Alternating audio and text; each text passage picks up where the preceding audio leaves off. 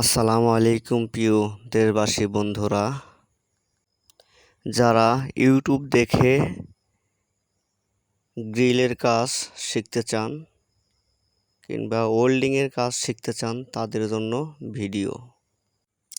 তো বন্ধুরা, আমরা প্রথমত আউটার ফ্রেম বানিয়ে নিয়েছি এবং তারপরে মাঝখানে বর্ডার টেনে নিয়েছি যাতে গ্রিলটা বাঁকা হয়ে না যায়।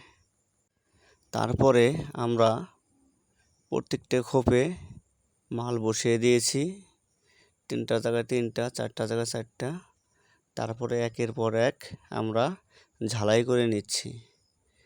তো বন্ধুরা, ঝালাই করা শেষ হলে তারপরে আমরা সবগুলাকে ফিনিশিং ঝালাই দিব।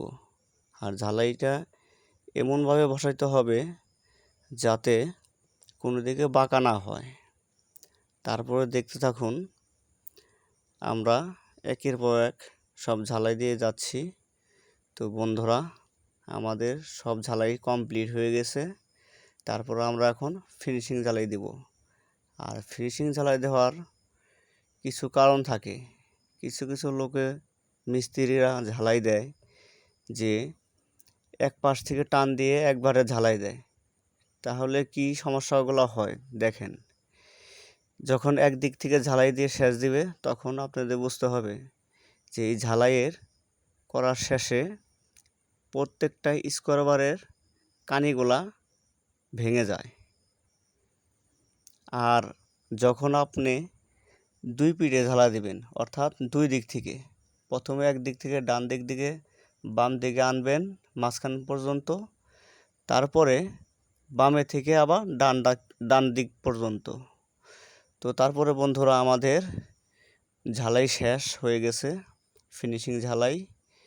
এখন আমরা খাড়া করে নিয়েছি যাতে 4 পিঠ ঝালাই দেওয়া যায়। অনেকেই 2 পিঠ ঝালাই দেয়, তো বন্ধুরা আমরা 4 পিঠ ঝালাই দিয়ে দিচ্ছি। তো দেখেন আপনারা কিভাবে 4 পিঠ ঝালাই দিয়ে দিলাম। তো বন্ধুরা, সবাই 4 পিঠে ঝালাই দেয় না, তো আমি দিয়ে দিচ্ছি। আমাকে কাস্টমারে বলেছে 4 পিঠ ঝালাই দিয়ে দিবেন। তো বললাম ঠিক আছে, কোনো সমস্যা নাই, আমি আপনার গ্রিলে 4 পিঠ ঝালাই দিয়ে দেবো। তো ঝালাই করা শেষ। এখন আমরা ঘষা দিচ্ছি অনেক সুন্দর করে, যাতে অনেক ভালো লাগে এবং ফিনিশিংটা সুন্দর আসে। তো যখন আমরা ঘষা দিব তখন আমরা যেখানে ঝালাই আছে ঠিক ঝালাইয়ের মধ্যেই ঘষা দিয়ে দিব, যাতে অন্য জায়গায় ক্ষতি না হয়, ঘষা খেয়ে খাই না হয়ে যায়। তারপর দেখেন আমাদের ঝালাই শেষ, কমপ্লিট হয়ে গেছে গ্রিল। তারপর আমরা এটাকে রেড অক্সাইড রং মেরে দিয়েছি। আমাদের কাছ থেকে কাস্টমারে চেয়েছিল, তাই আমরা রেড অক্সাইড মেরে দিয়েছি।